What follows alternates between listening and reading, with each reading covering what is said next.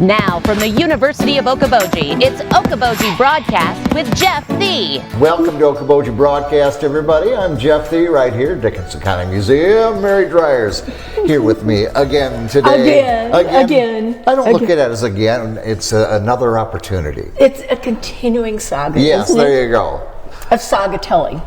A saga telling. Yes, yeah. See, now you're bringing out the big words. We're going to talk about the Central Emporium. We are. I think everybody probably knows by now that it was recently sold, and there'll be some good stuff happening there, I think. Yeah. I really do. But there just seems to be a lot of interest about it right now. Yeah. And so this morning at Way Back When, Frank led a great conversation about the Central Emporium, and folks were talking about it, and we had a lot of great information. Fortunately for us and for the area, Aubrey LaFoy wrote an article about the Central Emporium that tells a lot of the stories, and there were stories about the Central Emporium. I know a little bit from the early days because my parents came here all the time, living just over at May City. And you know how they'd go to the roof garden in the summertime and the Emporium in the off season. You know, it was a big deal in the reading that we've done for this.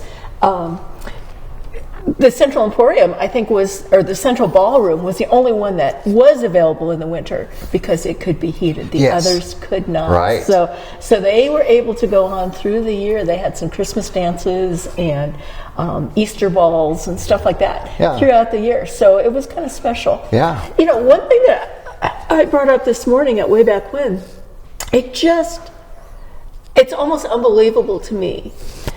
All the big bands that came to the Central Ballroom that were also coming to the roof garden. And here these places were maybe a block apart. Yeah. You know, I wonder if back in the day there was a lot of competition between the two, or, you know, if one focused more on a certain kind of music and the other on the other.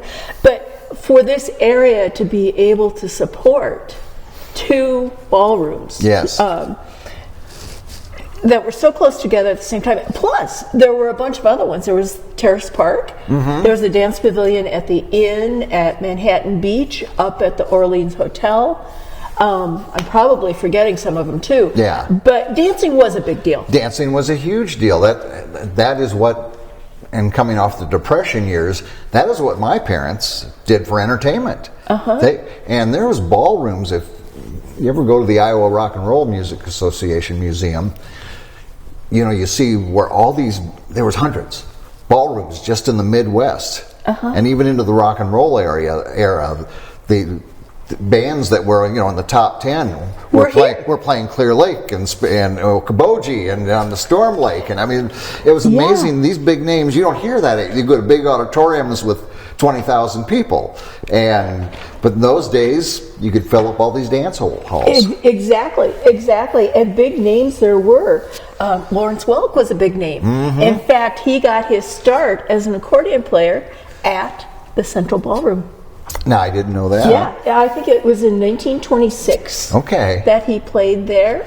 I'm looking, here are some of the other big names. And I recognize them, which is kind of amazing because I wasn't into the music of this era. But Woody Herman, Sammy Kaye. Do you remember Sammy Kaye dancing? Sure. He would dance out, you know. Louis Armstrong, Jan Garber, both Dorseys. Yeah. Hoagie Carmichael, Glenn Miller, and Count Basie. But the big deal when Lawrence Welk would come was getting to dance with him. Yes. I think many a young girl really enjoyed dancing with Lawrence Welk. I have a Lawrence Welk story, if I can tell you. Oh, please. My dad wasn't drafted into the Second World War, and they would go dancing at the roof in the Emporium. And Lawrence Welk was there. He offered my dad was a good dancer. Yeah. And offered my dad a chance to tour. And because, you know, a lot of men were off to war, and someone had, you know, pre-selected to dance with the girls to the music. Yeah. And he took that to my grandpa on the farm, and he was like, I know. Milking cows or dancing? Yeah. I know what Dad would have rather have done. Yeah. But Lawrence Welk wanted him to tour with him as a dancer. Yeah. Did he talk about that much when you were a kid? Not when I was a kid. When he got older, we, and Mom would talk about, oh, your dad, was such a dancer, and Lawrence Welk wanted him to go, and so forth.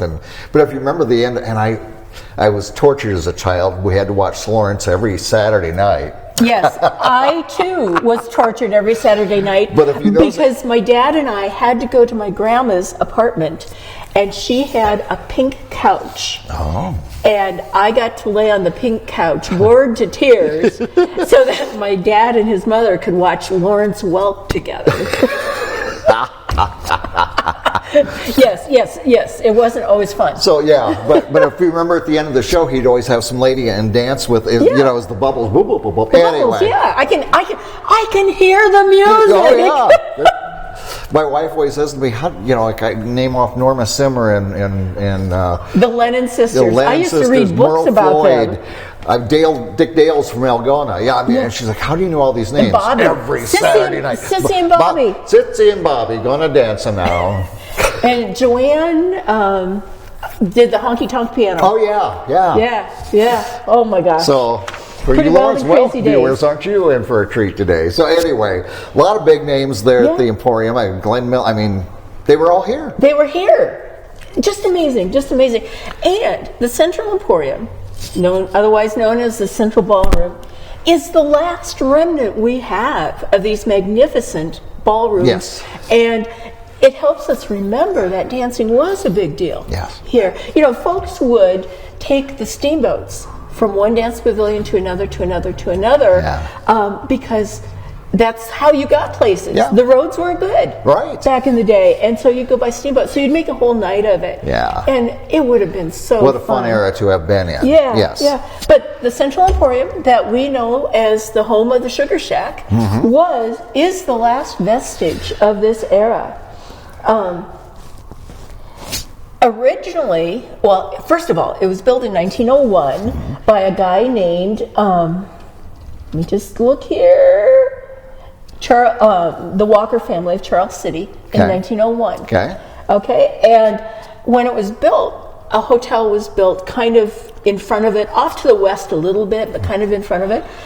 And this was really good. You may not know that also, in addition to this hotel and the Central Ballroom, the Arnolds Park train depot was right there, and it was built about the same time. So folks could come by train to Arnolds Park, hop off the train, and literally go to a hotel there if they wanted, or to the dance hall. Yeah. Just, within feet. Yeah. And so it made it very easy to access. Yeah.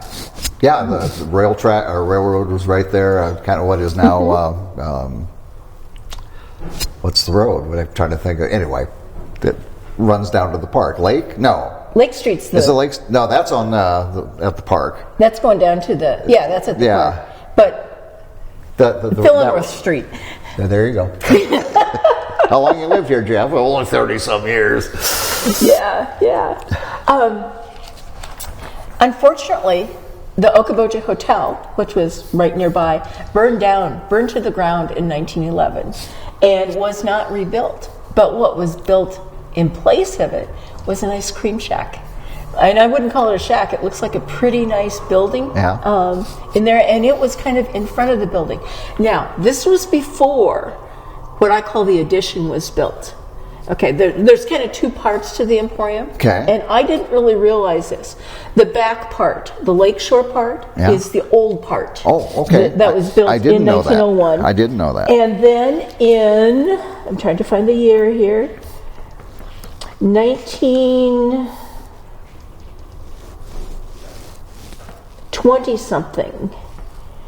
1926, the brick building that fronted the ballroom was built. The Central was 240 feet long and 80 feet wide, fronting the lake. And the west side at that time was 50 feet above the water. Oh, okay. Yeah. Wow. Yeah. Amazing. And we've talked about that the Central Ballroom was heated, which the other ones weren't, so they were able to do dances throughout the year. In 1958, the Central Ballroom was leased by a man named Lloyd Sampson from Esterville, and he kept it open as a dance pavilion during that time. He also owned and operated the Skyline Club, and Chuck Stevens of Arnolds Park was the manager at the Central. And during his era, they installed new booths for seating and redecorated the entire building. And the promenade decks began being used again. Okay. In later years, the ballroom was leased for various purposes, including the Gaslight Melodrama Troupe. Does that ring a bell to you? Not in the least. It's not to me either. They played there for 3 years. They had a weekly schedule of rotating plays, and each show was played for 2 nights a week except on Tuesdays. The 3 shows were Deadwood Dick, The Drunkard, and Under the Gaslight. Admissions were $1.50 for adults and 75 cents for kids. Peanuts were extra for tossing at the villain. The narrow escapes from the train and acting were entertaining to watch. And then in, the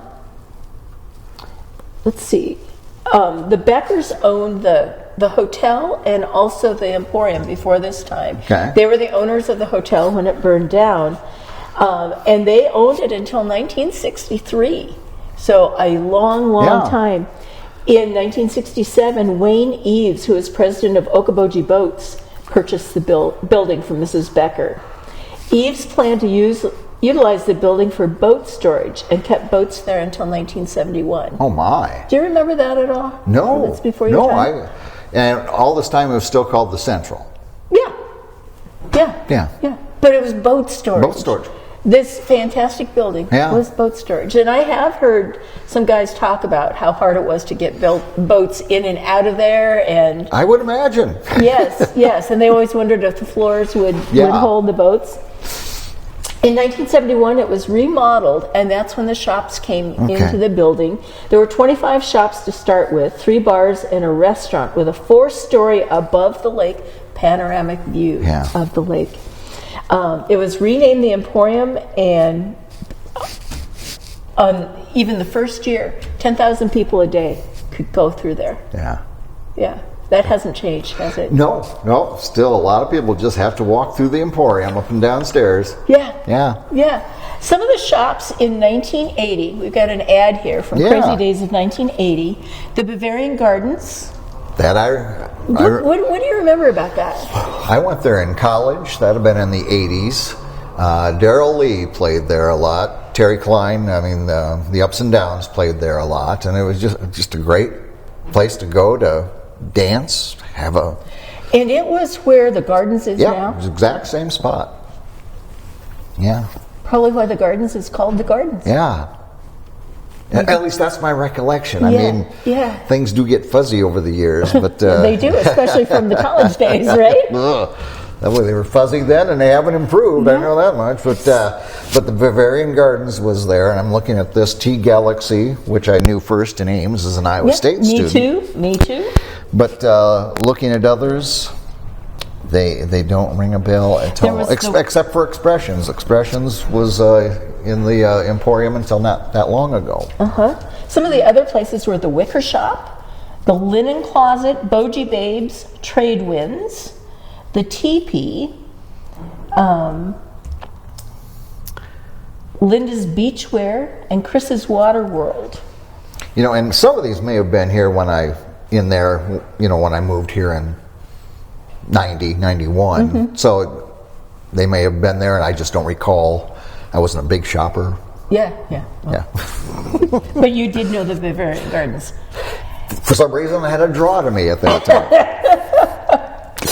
So just interesting, isn't it? And then it's still sitting here.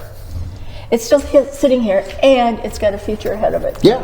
And that just makes my heart sing. Yeah. That it has a future ahead of it. That it will remain here. Yes.